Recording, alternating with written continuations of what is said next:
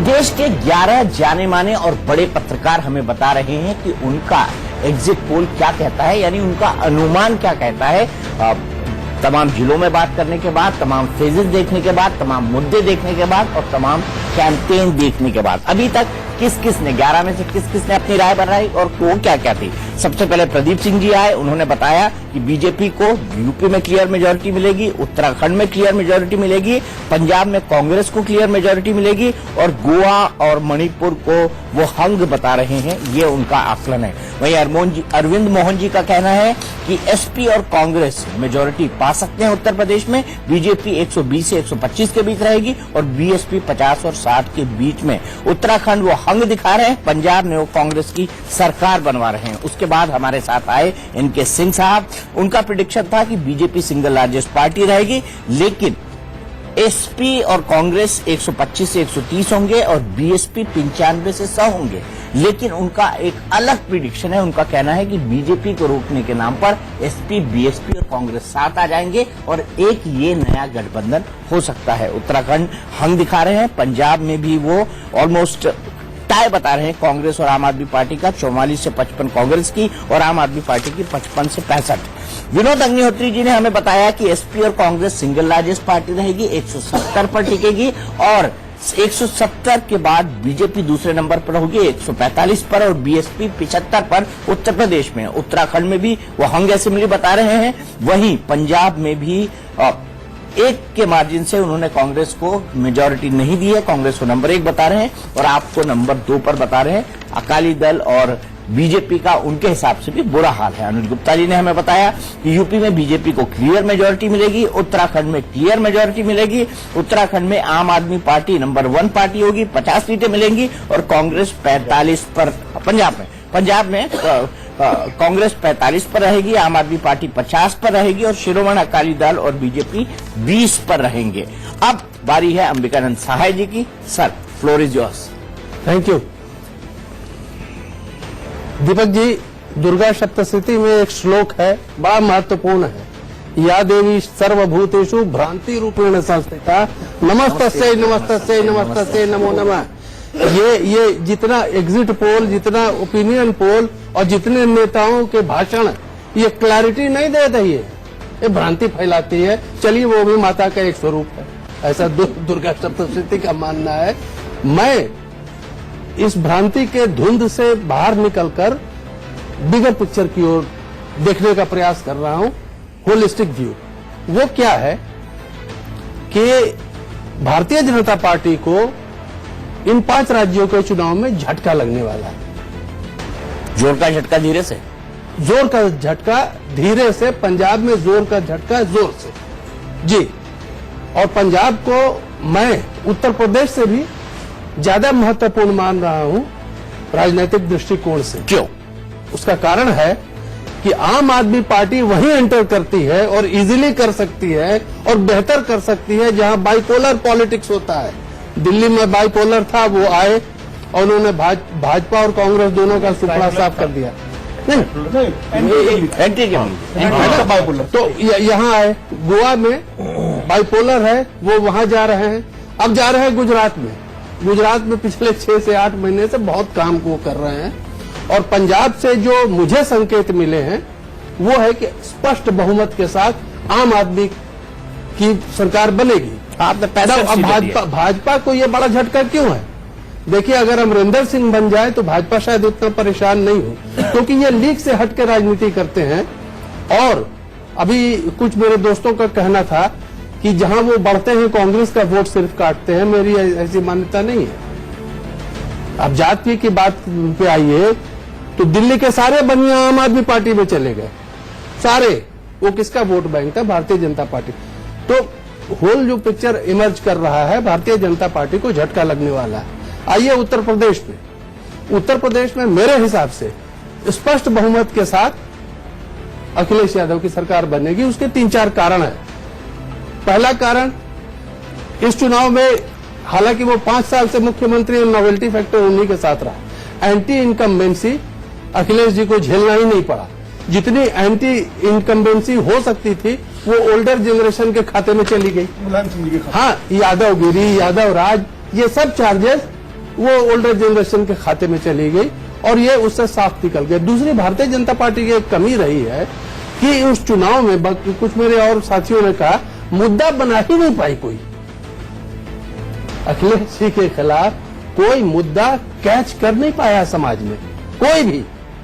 और अंततः हाँ, क्रेडिट की बात भारतीय जनता पार्टी की ये रही कि जहां कोई मुद्दा नहीं था उन्होंने नरेंद्र मोदी जी जैसा तेज तर्रार और चमत्कारी व्यक्तित्व को जोरदार तरीके से उतार के ये कहा कि ये चुनाव भी चलो मोदी या नो मोदी वाला है। उसका लाभ मिला।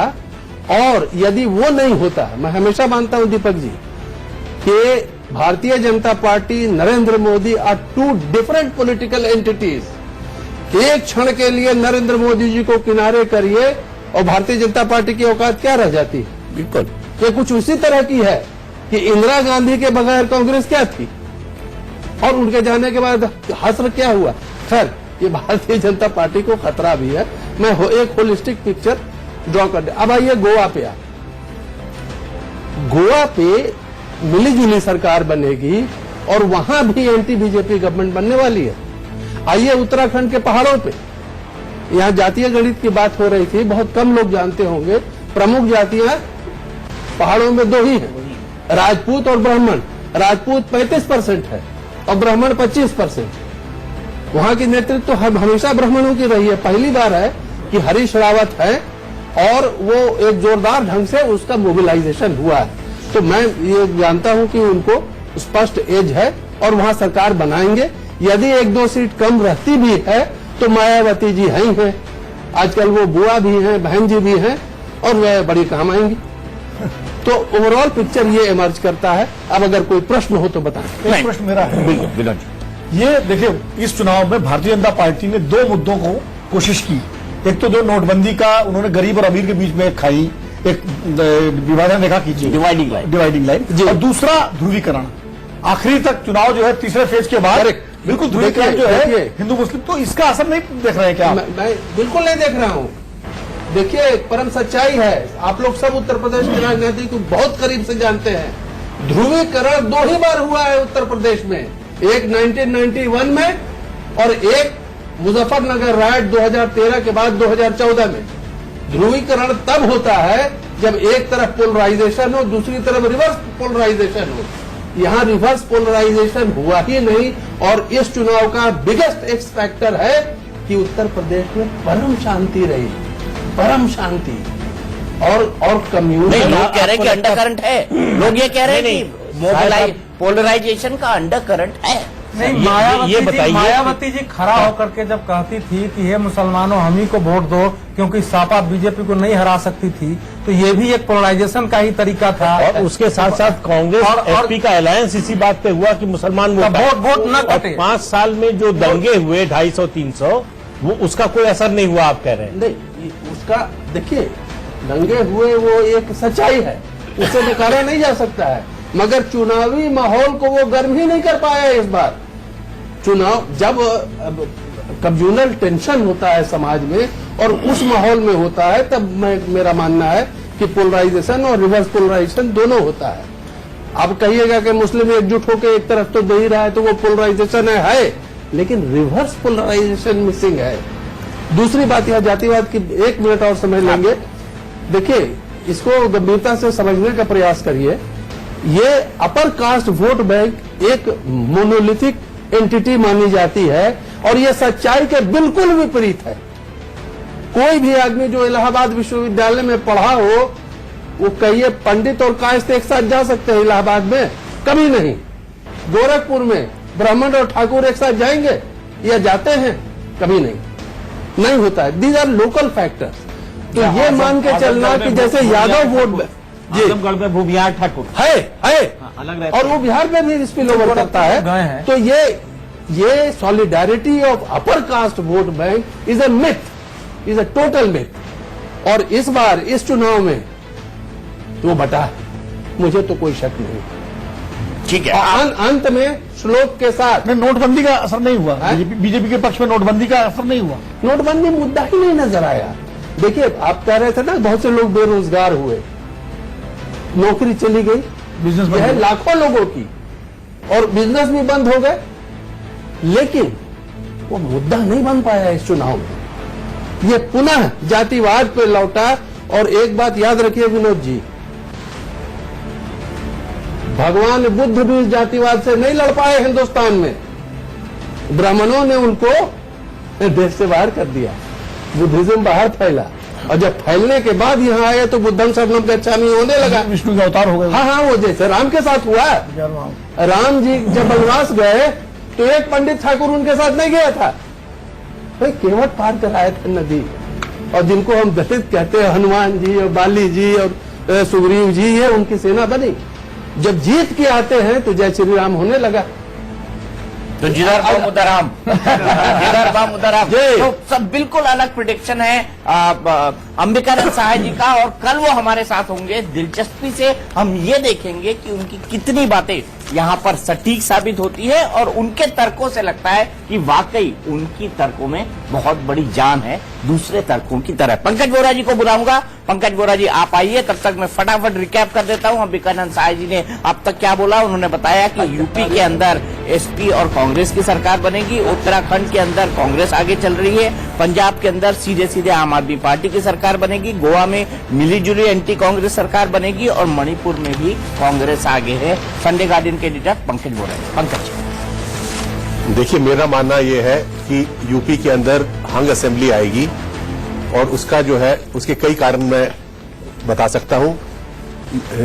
ओपिनियन पोल्स और एग्जिट पोल्स बता रही हैं कि बीजेपी जो है कि बहुत भारी बहुमत के साथ आ रही है, लेकिन बीजेपी कहां कैसे जीतती है और क्यों जीतती है, उसके 3 कारण या 4 कारण होते हैं।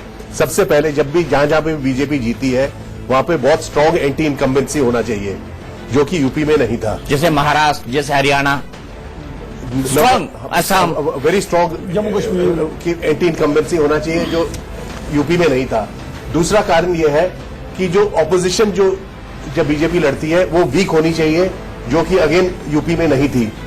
यूपी में समाजवादी पार्टी कांग्रेस की भी बहुत स्ट्रांग अलायंस थी, और मायावती, जिसको मीडिया, जो मेन स्ट्रीम मीडिया इग्नोर कर रहा था, उसका भी नीचे बहुत अच्छी ग्रास रूट्स में वो पूरी की पूरी वो मतलब कि देखने को मिल रही थी। तीसरा कारण, बीजेपी तब जीतती है जब वोटिंग परसेंटेज बहुत हाई होती है, और यूपी में आप देखो कि सेकंड फेज के बाद वोटिंग परसेंट डिक्लाइन पे आ गई थी। सर लास्ट फेज में थोड़ा, क्योंकि प्रधानमंत्री ने बहुत हैवी कैंपेनिंग वो भी ज्यादा नहीं, वो भी 1 पॉइंट का अंतर था, 1.32। और उसके अलावा एक चीज याद दिलाएंगे पंकज, कि बड़ी आश्चर्य की बात है कि फेसबुक में सब शहर वाले एक्टिव रहते हैं। इलाहाबाद में 43% वोट हुआ, अपने नोएडा में जहां हम रहते हैं 49%। बस आप देखिए जनता का रिस्पांस। बिल्कुल। उसके आगे चल के अगर देखा जाए कि बीजेपी ने जो बिहार में और दिल्ली में गलती की थी, मेरे को लगता है यूपी में भी वही की है, कि जो लोकल लीडरशिप थी उसको इग्नोर करके पूरी कैंपेन जो थी प्राइम मिनिस्टर और अमित शाह के ऊपर छोड़ दी, जिसके कारण जो बीजेपी के बहुत इंपॉर्टेंट लीडर्स जो यूपी के थे उनको जो है कि एक तरह से इग्नोर किया गया। ज्यादातर अगर देखा जाए, अगर इसको ओवरऑल देखा जाए, बीजेपी ने बहुत प्रयास किया कि किसी तरह से डिवाइसिव और पॉलिटिक्स हो और पोलराइजेशन हो, और अंत तक जो है प्रधानमंत्री जब बनारस में बोल रहे थे, पूरा प्रयास जो था पॉलिटिक्स को एक तरह से कम्युनिटी लाइंस में डिवाइड करने का था, जिसका जो उसमें सफलता नहीं हुई। और सेकेंड फेज के बाद जब बीजेपी ने ओबीसी के ऊपर ज्यादा एम्फेसिस देना शुरू किया, तो अपर कास्ट जो वोट थी वो थोड़ी सी बीजेपी से नाराज हो गई, और जो है कि या घर बैठ गई या डिफरेंट जगहों पे बढ़ गई। बीजेपी को भी पड़ी, लेकिन औरों को भी पढ़नी शुरू हुई। तो ये जो है, ये बेसिकली ये कई कारण थे जिसके कारण बीजेपी जो है कि जो अचीव करना चाहिए था वो नहीं कर पाई, और इसका खैर कल ये सारी स्थिति सामने आ जाएगी। लेकिन पंकज जी, आपने सबसे, आपके नंबर बहुत जुदा हैं, क्योंकि बीजेपी को आपने मात्र 140 दिए हैं, यानी बहुमत से लगभग 62 सीटें कम। आपने सपा और कांग्रेस को 135 दिए हैं, मतलब 67 सीटें बहुमत से कम। आपने बीएसपी को 118 दिए हैं, मतलब 70 के आसपास कम। अदर्स को आपने 10 दिए हैं। आपके हिसाब से फिर कौन सा अलायंस सरकार बनाएगा उत्तर प्रदेश के अंदर, अगर इन फिगर्स को हम सही माने तो? देखिए, 2 वो पहलू देखे जा सकते हैं। अगर प्रेसिडेंट रूल ना हुआ और अगर सरकार, क्योंकि जब सत्ता सामने होती है तो ये जो आइडियोलॉजी और बहुत सारी चीजें उनको दांव पे लगा दिया जाता है। पहले भी देखा गया है अभी भी जो है सरकार बनाने का प्रयास रहेगा। जम्मू कश्मीर में तो हुआ तो जो है जी तो बिल्कुल अलग है।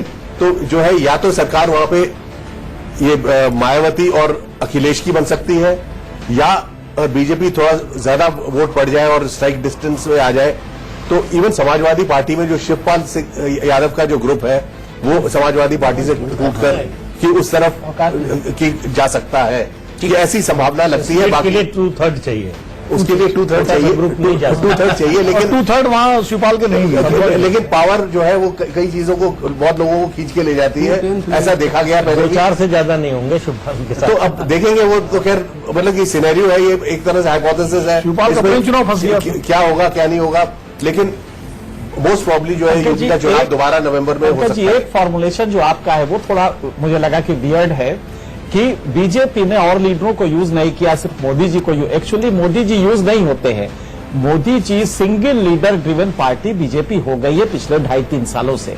तो इसलिए मोदी जी वहां पे थे और उन्होंने चैलेंज के रूप में लिया था इस इलेक्शन को, लिहाजा वो वहां पे मुकीम रहे, तैनात रहे। ऐसा नहीं, स्टेट लीडर्स भी थे, राजनाथ सिंह नहीं वो थे, लेकिन सेकंड रैंक लीडर का कोई मतलब नहीं।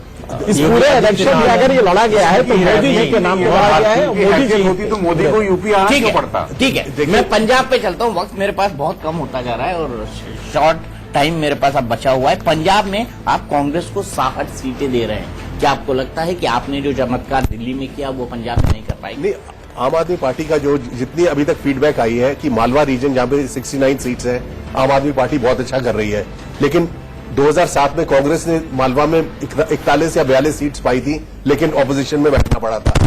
आम आदमी पार्टी का जो फीडबैक है ये माझा रीजन और दोआबा में वो उतना ज्यादा पॉजिटिव नहीं आया, हो सकता है कि वहां पे अच्छा करें। और एक और जो फैक्टर है, सबसे बड़ा फैक्टर जो पंजाब में जो आम आदमी पार्टी को और अकाली दल को रोक सकता है वो कैप्टन अमरिंदर सिंह, की जो कांग्रेस के लास्ट जो रीजनल सतराप्स है उनमें से एक है, और जो है उनकी अपनी शख्सियत और उनका कारण वो ही उन्होंने ही आम आदमी पार्टी को अगर रोका है तो रोका है, नहीं तो जो है कांग्रेस जैसे बाकी जगहों पे जारी है वहां पे कांग्रेस का वही हाल होता। और कुछ हद तक हरीश रावत ने भी वही चमत्कार उत्तराखंड में दिखाने की कोशिश की है, जिसके कारण उत्तराखंड का चुनाव भी बहुत ज्यादा नजदीकी चुनाव बनता जा रहा है। लेकिन आप बीजेपी को क्लियर मेजोरिटी दे रहे हैं, 36 सीटें दे रहे हैं। है 36, मतलब कि वो थोड़ा बहुत एरर हो सकता है, लेकिन बहुत क्लोज फाइट है। और अगर जैसे अंबिका जी भी बोल रहे थे, अगर राजपूत वर्सेस ब्राह्मण बन गया या कुमाऊं वर्सेस गढ़वाल बन गया तो बीजेपी के लिए मुश्किल हो सकती है। बीजेपी जो है, जो उन्होंने हरियाणा में फॉर्मूला यूज किया था जिसका क्रेडिट कोई और ले गया, या असम में किया था, जो कांग्रेस के डिसिडेंट्स है अगर बीजेपी को जीत दिलवाएंगे वो ही दिलवाएंगे। जैसे असम में हिमंत बिस्वा शर्मा या हरियाणा में चौधरी बीरेंद्र सिंह या राव इंदरजीत या कांग्रेस से निकले हुए लोग, तो उत्तराखंड की स्टोरी भी है, बीजेपी के जो वहां पे मौजूदा लीडर है उनके बस का जीतना नहीं था। ठीक है, तो मैं फटाफट रिकैप कर दूं, विवेक को बुलाऊंगा, विवेक आएंगे, वरिष्ठ पत्रकार विवेक अवस्थी। लेकिन उससे पहले मैं रिकैप कर दूं पंकज वोरा जी के बारे में। सर, आप विवेक की जगह ले सकते हैं। उत्तर प्रदेश में वो हंग असेंबली दे रहे हैं और बहुत ही छोटा चंक वो दे रहे हैं। बीजेपी को 140 सीटें, एसपी कांग्रेस को 135, बीएसपी को 118 और अदर्स को 10। उत्तराखंड में वो बीजेपी को 36 यानी क्लियर मेजोरिटी से 1 सीट क्लियर मेजोरिटी दे रहे हैं। पंजाब में वो कांग्रेस को 60 सीटें दे रहे हैं यानी क्लियर मेजोरिटी दे रहे हैं। गोवा और मणिपुर में उनके हिसाब से हंग असेंबली होने वाली है। विवेक, दीपक, यूपी की बात पहले करते हैं। यूपी में मेरा थोड़ा सा अलग मानना है। मेरा मानना यह है कि काम बोलता है, काम बोलता है। अखिलेश ने एक बड़ा नारा बनाया, काम बोलता है। लेकिन मेरी जितना मैं यूपी घूमा हूं, जितनी लोगों से मेरी बात हुई है, काम तो बोला ही नहीं। और काम बोलता है को इतना ओवरडू कर दिया गया, चाहे वो सोशल मीडिया हो, चाहे वो प्रिंट हो, चाहे वो टेलीविजन हो, कहीं ना कहीं लोग उकता गए उससे। और जो इंडिया शाइनिंग के साथ हुआ था 2004 में, वो इस समय होता यहां पर दिख रहा है। लोगों को लगता है काम हुआ नहीं, लेकिन काम बोलता किस काम की बात कर रहे हैं। बिजली दे नहीं पाए, सड़कें दे नहीं पाए, कोई ऐसा उन्होंने काम किया नहीं जिसके लिए ये कहीं काम बोलता है। तो ये एकदम इनके खिलाफ चला गया है। इसलिए मुझे लगता है कि बीजेपी इसका फायदा उठा रही है डेवलपमेंट की बात करते हुए और सरकार बनाने जा रही है। बीजेपी सरकार बना रही है। आपने एसपी को बहुत डिस्टेंट पर रखा है 110 और रीजन भी बताया। क्या आपको लगता है कि समाजवादी पार्टी का कैंपेन ने बहुत जल्दी पीक कर लिया? यानी पहले अखिलेश होता रहा, जब तक घर में झगड़ा चलता रहा, फिर उसके बाद अखिलेश बहुत अच्छे हैं, अखिलेश राजा हैं, अखिलेश डिफरेंट पॉलिटिक्स खेलना चाहते हैं, फिर राहुल गांधी को साथ ले आए। नहीं, उसमें दीपक पहली चीज ये है कि एक फीलिंग उत्तर प्रदेश के जो थोड़े से बुजुर्ग वोटर हैं, जो 50 प्लस अगर आप उनको कहें, तो उनके अंदर एक फीलिंग मैंने ये भी देखी कि उन्होंने कहा कि इस आदमी ने तो अपने पिता को ही किनारे कर दिया। राजनीति के लिए इस आदमी ने अपने पिता का ही इस्तेमाल किया, जिसके सहारे पे चला, जिसकी बैसाखी था, जिसने इसको चढ़ाया, उसने उसी को किनारे कर दिया। अरविंद जी, ये बहुत एंटी किया है। मुझे ये पूछना है, आप ये कह रहे हैं कि गवर्नेंस की पॉलिटिक्स चली है, आइडेंटिटी की पॉलिटिक्स नहीं चली है, कास्ट और कम्युनल पॉलिटिक्स नहीं, मैंने ऐसा नहीं कहा। मैंने आप गवर्नेंस की बात ही कह रहे हैं। मैंने केवल शुरू किया है अभी, मैंने नहीं कहा है कि ऐसा हुआ है। मैंने केवल कहा कि ये काम बोलता है नहीं चला, क्योंकि काम हुआ नहीं है यूपी में, या मोदी उनसे भारी पड़े गवर्नेंस के मसले पे। नहीं, देखिए, मोदी का एक जो नोटबंदी से मोदी को जोड़ूंगा मैं, इस उससे नहीं जोड़ूंगा, क्योंकि मोदी के पास न यूपी की सरकार थी, न कुछ ऐसा था जो वहां कर सकते थे, उनकी गवर्नमेंट नहीं थी वहां पे। नोटबंदी को ये तीनों पार्टियां, कांग्रेस, बीएसपी और एसपी, उठा नहीं पाए। इन्होंने लोगों की नब्ज नहीं टटोली। ये बस तीनों पार्टियों के नेता गए और उन्होंने कहा व्यापार खत्म हो गया, धंधा खत्म हो गया, उद्योग खत्म हो गया, आदमी खत्म हो गया, परेशान हो गया। जबकि मोदी ने यहाँ पे बहुत स्मार्ट गेम खेला है। एक रॉबिन हुड वाली जो इमेज होती है सर, वो मोदी ने यहाँ पर यूपी में डॉन की है, अमीरों से लेकर गरीबों को देकर वाली चीज। गरीबों को दिया कहाँ? नहीं, एक मिनट, लेकिन आप आम आदमी से गरीबों को दिया कुछ नहीं, लेकिन परसेप्शन की बात हो रही है। आम आदमी से अगर आप पूछें, मैंने लोगों से पूछा, मैंने कहा भाई तुम्हें क्या मिला? कहते हमें कुछ नहीं मिला। मैंने कहा कष्ट हुआ? कहते हाँ जी कष्ट हुआ, कुछ दिन कष्ट हुआ। तो क्या हुआ कष्ट हुआ? तो बड़े बड़े लोगों का तो मोदी जी ने निकाल लिया ना काला पैसा, बड़े बड़े लोगों की जेब से तो निकल गया, उनकी सूरत देखो, हमारी सेहत पे क्या फर्क पड़ा? सेहत फंसा।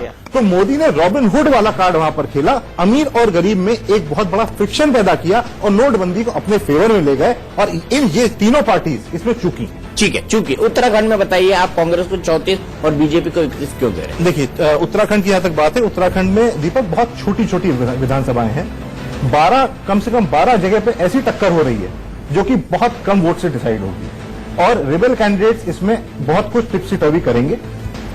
अजीत, ये अभी अब हमारे यहाँ जो मुख्यमंत्री हरीश रावत, इनकी इमेज बहुत अच्छी है, इन्होंने काफी काम किया है, पब्लिक सिंपैथी इनके साथ है। खासतौर से मैं उल्लेख करना चाहूंगा एक उस स्टिंग ऑपरेशन का जो कि हरीश रावत के साथ किया गया था, एक मीडिया सेक्शन में आया था, नाम मैं नहीं लूंगा उनका, लेकिन वो स्टिंग ऑपरेशन जो हरीश रावत के खिलाफ दिखाया गया, अगर आप वहां के लोगों से बात करें, जनता से बात करें, वो हरीश रावत के खिलाफ नहीं गया है, हरीश रावत के फेवर में गया है, हरीश रावत को उसकी सिंपैथी मिली।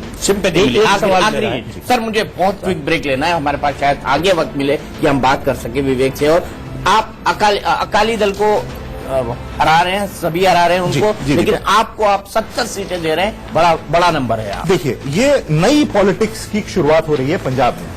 पंजाब के लोग अकालियों को भी देख चुके हैं, पंजाब के लोग कांग्रेस को भी देख चुके हैं, अब वो एक नई पॉलिटिक्स की तरफ देख रहे हैं। वो देख रहे हैं कि कोई एक ऐसा आदमी जो कि आके कुछ नया कर सके, इसको मौका क्यों न दिया जाए। नया तो होगा बहुत, नहीं, वो पंजाब में भी होगा, देश की राजनीति में भी होगा, अगर अरविंद केजरीवाल आते हैं तो। नहीं, अरविंद केजरीवाल तो नहीं आएंगे, जो भी आएगा आम आदमी पार्टी तो उनकी पार्टी आएगा। लेकिन दीपक, मेरा ये मानना है कि इस बार आप जो भी हम लोगों ने, कल भी हमने एक अपना पोल दिखाया था, लेकिन मेरा मानना यह है कि पंजाब में अपने दम पर आम आदमी पार्टी सरकार बनाने जा रही है। चलिए, बहुत अच्छी बात आपने बताई सभी राज्यों के बारे में। बीजेपी को क्लियर मेजोरिटी यूपी में, बीजेपी को क्लियर, सॉरी माफ कीजिएगा, मैं दूसरे पेज पे पहुंच गया यहाँ पे बहुत जल्दी। बीजेपी को क्लियर मेजोरिटी यूपी में, उत्तराखंड में कांग्रेस 34 आम आदमी पार्टी पंजाब के अंदर, और गोवा के अंदर विवेक भी हंग असेंबली बता रहे। विवेक, अफसोस मेरा होगा कि कुर्सी एक कम हो गई है, क्योंकि अगला नंबर श्रवण गर्ग जी का है। मैं खड़ा रहना पसंद करूंगा,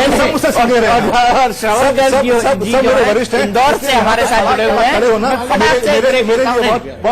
नहीं, फटाक से मैं एक ब्रेक लेता हूं, और उसके बाद श्रवण गर्ग जी बाकी हैं, अवधेश कुमार जी बाकी हैं, उनसे सबसे ज्यादा सवाल होंगे, और प्रमोद जोशी जी ब्रेक।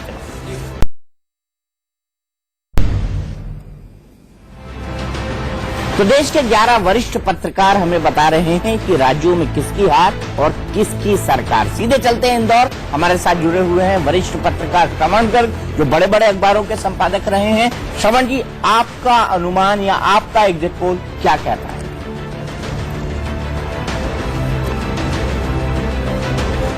देखिए साहब, मेरा एक मानना यह है कि भारतीय जनता पार्टी को जिस तरह की उम्मीद रही होगी इन चुनावों से, वो बिल्कुल नहीं हुआ है। उत्तर प्रदेश में इनकी सरकार बन सकती है, उसके जो मैंने कारण बताए हैं आपको, वो ये है कि एक तो एंटी इनकम्बेंसी बहुत जबरदस्त तरीके से मानी जाती है। हालांकि कुछ वक्ताओं ने कहा है कि एंटी इनकम्बेंसी नहीं है। दूसरा मामला यह है कि वहां भारतीय जनता पार्टी नहीं, मोदी चुनाव लड़ रहे थे। ये पूरा का पूरा जो मामला था वो मोदी के कारण बीजेपी का जीत होगी। तीसरा कारण यह है कि कांग्रेस के साथ जो समाजवादी पार्टी ने गठबंधन किया और 100 से ज्यादा सीटें कांग्रेस को दी, उसका बहुत बड़ा नुकसान समाजवादी पार्टी को हुआ है। चौथा बड़ा कारण यह है कि पोलराइजेशन जो हुआ है वो भारतीय जनता पार्टी ने अपनी तरफ से कंप्लीट किया है। हालांकि ये कहा गया हमारे दूसरे विद्वानों द्वारा कि पोलराइजेशन नहीं था, पर पूरी के पूरे मुस्लिम कम्युनिटी को एक तरफ अलग करके एक भी टिकट नहीं दिया किसी भी मुस्लिम कैंडिडेट को और पूरा का पूरा पोलराइजेशन कर दिया। और आखिरी कारण यह है कि सेबोटाज जो हुआ समाजवादी पार्टी में, पूरा का पूरा इंजीनियर हुआ था और ये योजनाबद्ध तरीके से समाजवादी पार्टी को हराने की बात हुई है, जो नरेश अग्रवाल भी कह रहे हैं और तमाम चीजें हो रही। उत्तर प्रदेश में अगर लोकसभा के चुनाव के परिप्रेक्ष्य में देखें कि वहां 70 से ज्यादा सीटें 80 में से मिली थी, तो उस अनुपात में भारतीय जनता पार्टी को यहां सफलता नहीं मिल रही है। जितने भी एग्जिट पोल हैं वो उस तरह से भारतीय जनता पार्टी को सफल नहीं दिखा रहे हैं। इन चुनावों में भारतीय जनता पार्टी को जो उम्मीद रही होगी वो बिल्कुल पूरी नहीं हो रही है। उत्तराखंड में भी बराबरी की लड़ाई है, पंजाब में वो बाहर हो गई है, गोवा में भी लगभग नेक एंड नेक है और मणिपुर में भी नेक एंड नेक है। इसलिए ये कह सकते हैं कि ये जो चुनाव है भारतीय जनता पार्टी के लिए उतना आशावाद नहीं है जितना कि होना चाहिए। उत्तर प्रदेश को लेकर भी जो चीजें कही जा रही हैं कि भारतीय जनता पार्टी की सरकार बनेगी, तो वो काफी एज वाली बात है और भारतीय जनता पार्टी की या तो वहां सरकार बनेगी या राष्ट्रपति शासन लगेगा।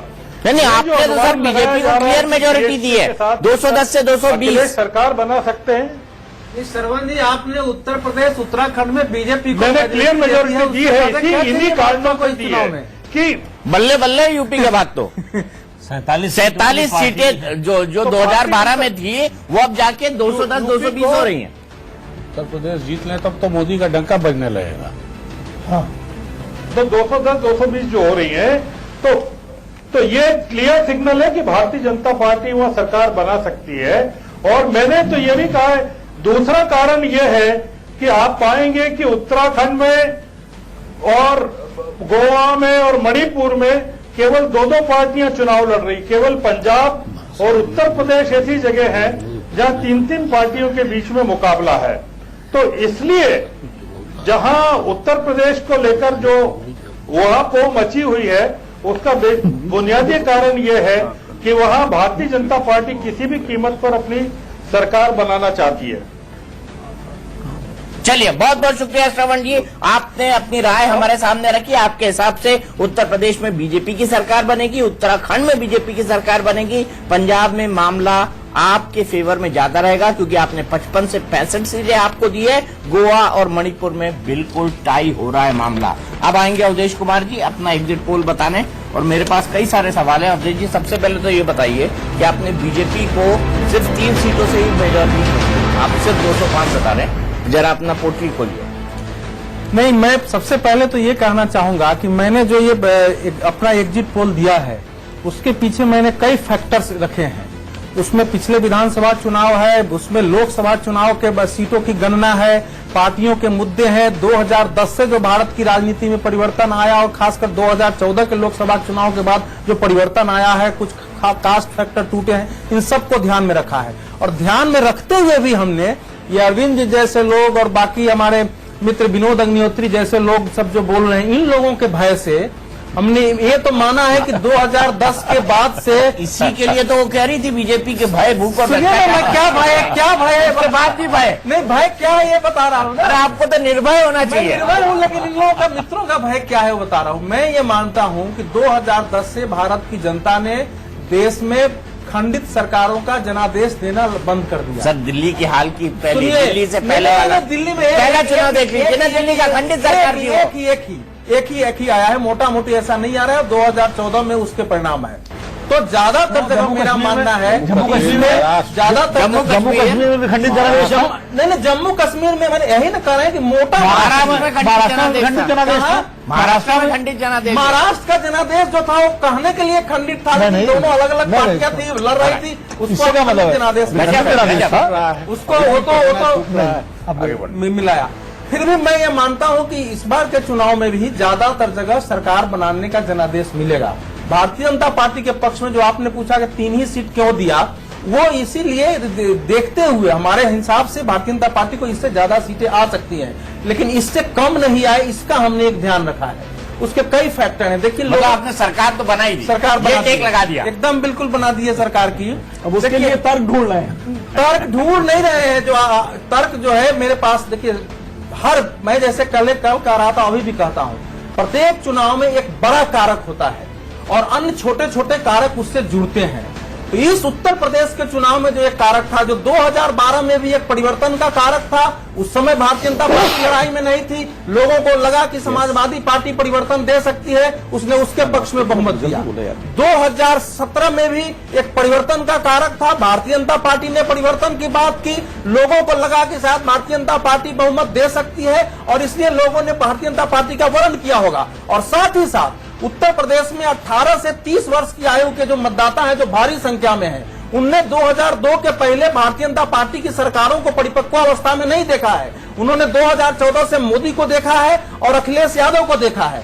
उन्होंने हम लोग ये फैक्टर नजरअंदाज कर रहे हैं कि उत्तर प्रदेश में जिस सरकार पर 4.5 वर्ष तक ये आरोप लगता रहा कि इसमें कई मुख्यमंत्री हैं, मुख्यमंत्री निर्णय नहीं ले पा रहे हैं, जिस सरकार में दंगों का रिकॉर्ड बना, लॉ एंड ऑर्डर के स्तर पर जो सरकार फेलियर रही, और अंत में जिस पार्टी के अंदर इतना विभाजन तीखा हुआ और लड़ाई हुई, उस पार्टी के पक्ष में मुझे लगता है एकदम जाति के और संप्रदाय के भाव में आकर के पूरा उत्तर प्रदेश फिर से मतदान कर देगा, ये मेरा विवेक ऐसा नहीं मानता है। इसलिए मेरा मानना है कि इसमें भारतीय जनता पार्टी ने जो आरंभ में सामाजिक जो सोशल इंजीनियरिंग की कोशिश की कि अगरी जातियां, गैर यादव पिछड़ी जातियों को मिलाने के साथ साथ एक कोशिश जो मुसलमानों के मत के लिए कांग्रेस और समाजवादी पार्टी ने किया है, उसको शायद बाहर लाते हुए और हिंदुत्व के ध्रुवीकरण की थोड़ी सी कोशिश की जाए, वो भी उसमें सफल रहा है।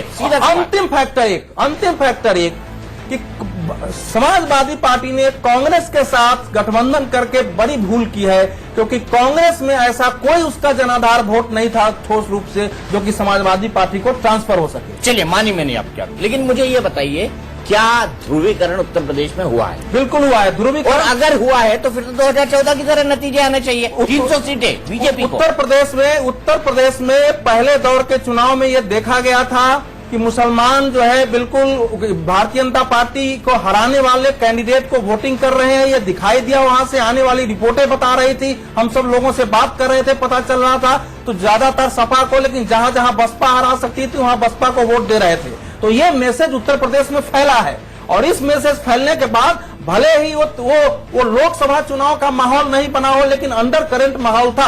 इसीलिए मैं कह रहा हूं कि हो सकता है भारतीय जनता पार्टी इस बार 1991 का जो 221 का उसका रिकॉर्ड था वो भी क्रॉस कर सकती है। चलिए, उत्तराखंड में भी आपने बीजेपी की सरकार बनवा दी। उत्तराखंड में बनवा दी। उत्तराखंड में बीजेपी को ज्यादा सीटें देता, क्योंकि लोकसभा चुनाव में वो 63 सीटों पर आगे थे, तो मुझे लग रहा था। लेकिन उन्होंने जो बाहर से लाकर के टिकट दिए हैं, 17 ऐसे लोगों को टिकट दिया जो तुरंत उनकी पार्टी से आए थे, जिनके खिलाफ विद्रोह था, तो उन विद्रोहियों ने कुछ उसमें कमी की होगी। इसलिए मेरा मानना है कि 36-37 तक उनकी सिमट जाएगी, न तो हम 44-45 सीट उसमें भारतीय जनता पार्टी को मैं दे सकता था। आपको नहीं लगता 36 से अगर 2 नीचे हुए तो मामला गड़बड़ा जाएगा? मामला गड़बड़ा जाएगा। 36 से अगर 2 नीचे होंगे तो निश्चित गड़बड़ाएगा, फिर वहां कांग्रेस की सरकार बन सकती है। लेकिन मेरा मानना है कि 36 के वो नीचे नहीं आएंगे, 36 के थोड़ा ऊपर जाएंगे। आपने आम आदमी पार्टी को दिल्ली की तरह पीछे रखा है, और दिल्ली में भी आपने उनकी सरकार नहीं बनवाई थी, बीजेपी की बनवा दी थी, और आम आदमी पार्टी की पंजाब में भी सरकार नहीं बनवाई। नहीं, दिल्ली में तो हम लोग प्रेडिक्शन नहीं किए, लेकिन दोनों जगह आम आदमी पार्टी के बारे में बात। दिल्ली में हम प्रेडिक्शन किए थे, पंकज वोरा जी भी साथ में। हाँ, दोनों अच्छा रहे थे दिल्ली में। दिल्ली ऐसा है कि पंजाब में आम आदमी पार्टी लोकसभा चुनाव में पीक पर थी, उसकी पार्टी में कोई विभाजन नहीं था, पार्टी एक होकर लड़ी थी और 33 सीटों पर लोकसभा चुनाव में वो आगे थी। इस बार वो मालवा में सिमटे, उनकी पार्टी टूटी हुई थी, उनके पार्टी के लोगों ने भी उनके खिलाफ प्रचार किया। इसलिए मेरा मानना है कि वहां कांग्रेस की सरकार बनेगी, आम आदमी पार्टी वहां विपक्ष में रहेगी। और गोवा में आम आदमी पार्टी का बिल्कुल कुछ नहीं चला है, इसलिए गोवा में अधिकतम उसको सीट एक कहीं आ जाए, उसका खाता खुल जाए, यहीं तक मानूंगा। लेकिन मणिपुर को अब मत छोड़िए, क्योंकि अगर मणिपुर में कांग्रेस चुनाव हारती है तो ये उसके लिए बहुत बड़ा धक्का होगा, क्योंकि पूर्वांचल में वो केवल मेघालय और मिजोरम तक फिर सीमित रह जाएगी। और इस बार जैसी स्थिति है, क्योंकि नागा पीपुल्स फ्रंट एक तरफ उसको चुनौती दे रहा है और भारतीय जनता पार्टी ने जो नॉर्थ ईस्ट डेमोक्रेटिक अलायंस बनाई वो अलग चुनौती दे रही है। और उसमें मेरा मानना है कि भारतीय जनता पार्टी अगर 25 सीटें ले आती है और नागा पीपुल फ्रंट अगर 12-13 सीटें ले आती है, क्योंकि लोकसभा चुनाव में नागालैंड पीपुल फ्रंट 17 सीटों पर आगे थी, उसने उस समय दिखा दिया था, तो वहां भाजपा की सरकार बन सकती है। भाजपा की सरकार बन सकती है। सिर्फ 4 मिनट बचे हैं मेरे पास। अगला नंबर प्रमोद जोशी जी का, आखिरी है, last but not the least. Pramod ji. अच्छा, मैं आप कोई सवाल पूछे उसके पहले एक शुरुआत में चूंकि एनके सिंह जी ने बात कही थी, मेरी समझ से एग्जिट पोल जो वोटर वोट करके निकलता है बाहर, उसका एक राय होती है, और ये कोई पोल नहीं है, ये मेरा ख्याल है, हम ओपिनियन ओपिनियन जनमत को सम्मान करते हुए इसको पोस्ट पोल असेसमेंट कहते हैं। और दूसरे पत्रकारों की राय होती है, वो मनोकामना नहीं होती, वो उनका एक ऑब्जर्वेशन होता है। हमें अगर मैं कोई चीज भी कहूंगा तो उससे मेरी मनोकामना मत मानिएगा, मेरा वोट अपनी जगह पर है। हो सकता है जो मेरे निष्कर्ष हो मेरे राजनीतिक विचारों से मेल ना खाते हो, ये जो भी निष्कर्ष पे मैं पहुंचा हूं, इसके लिए मैं क्यों ये जो भी निष्कर्ष आपके सामने है क्यों दे रहा हूं, उसके सिलसिले में अगर आप कोई बीजेपी आपको आप 195 सीटें दे रहे हैं उत्तर प्रदेश के अंदर, और एसपी कांग्रेस को आप इतना पीछे रह रहे हैं 110 पर, और बीएसपी को 90 पे। हाँ। यानी बीएसपी और एसपी कांग्रेस को आपने बराबर कर दिया और बीजेपी को बिल्कुल आगे निकाल दिया, तो बहुमत से मात्र 7 सीटें। हाँ, या यूं कहिए कि एसपी को हमने पीछे किया, और जो एसपी का वोट बढ़ा हटा वो किसके पास गया, ये हमने बांटने की कोशिश की या देखने की कोशिश की।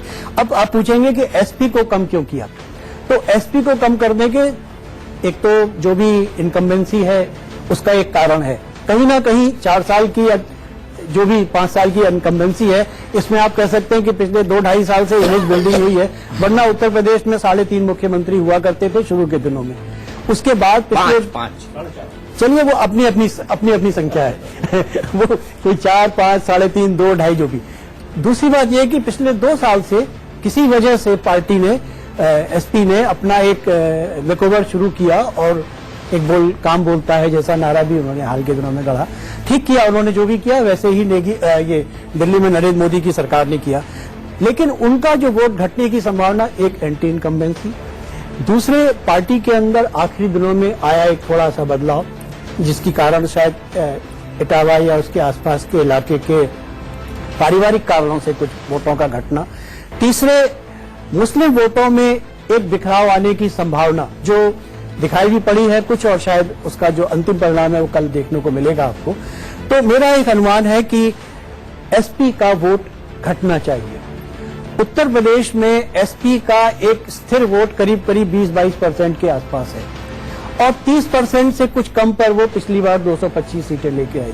लेकिन उत्तर प्रदेश में 1 या 2% का भी अगर फर्क पड़ेगा तो सीटों में उसका काफी अंतर आएगा।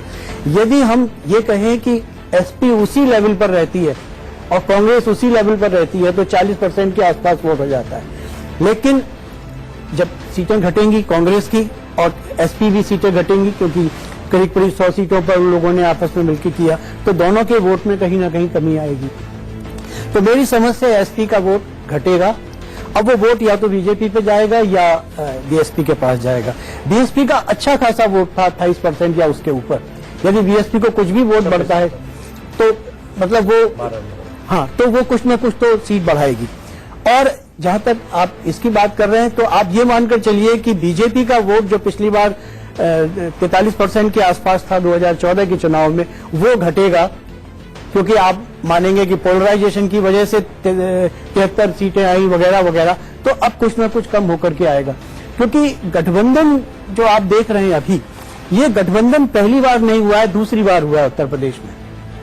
और जो पहली बार के गठबंधन के रिजल्ट हैं मैंने करीब करीब इस समय वोट रिजल्ट रखे हैं जो 96 के चुनाव के गठबंधन के रिजल्ट है, और उस समय आप देखिए 96 के चुनाव में 32.52% सीट थी वोट था बीजेपी का, और कांग्रेस का 8.35 था और एसपी का 21.80 था। 110 सीट में बीएसपी और कांग्रेस का हुआ था। हाँ नहीं, बीएसपी का और कांग्रेस बहुत पुरानी बात हो गई सर। नहीं, लेकिन वही आएगा, परिणाम करीब करीब उसी के आसपास आएगा। 74 सीटें आई थी बीजेपी की, 174 थी बीजेपी की सीट, 67 सीट आई थी बीएसपी की, और 112 सीटें थी एसपी, 33 सीटें आई थी कांग्रेस की।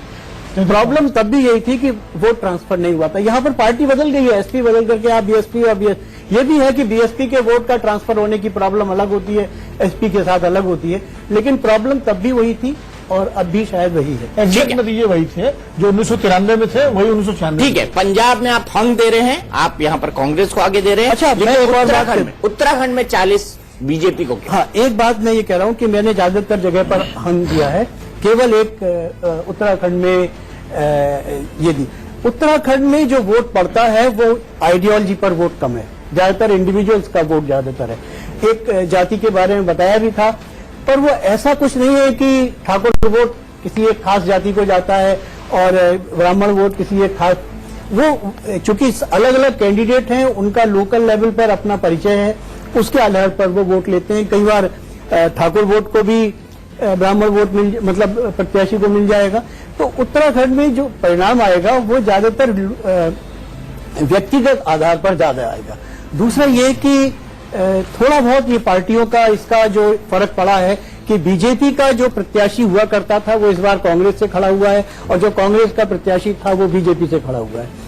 तो ये एक कंफ्यूजन जरूर है, पर चूंकि वहां की पब्लिक बदलाव चाहती है, आमतौर पर कहीं की भी जो एक इनकम्बेंसी है वो कहीं ना कहीं करती है, उत्तराखंड में भी वो दिखाई पड़ेगी। और वो मुझे लगता है कि मैं उसको उत्तराखंड में देख पा रहा हूं कि वो 40 के आसपास, अब ये 2-3 आगे पीछे हो सकती है, पर मुझे ऐसा लगता है कि वहां पर बीजेपी जीत के आ रही है। चलिए ठीक है, अब मुझे डायस पे आना पड़ेगा, आपको मेरी कुर्सी लेनी पड़ेगी और मुझे ये बताना पड़ेगा कि अंत में हुआ क्या है, क्या हमने फिगर दिया है और कौन क्या कहता है इस पूरे इलेक्शन के बारे में। तो वैभव फटाफट प्लेट चलाइए, फटाफट बताइए कि कौन क्या कहता है।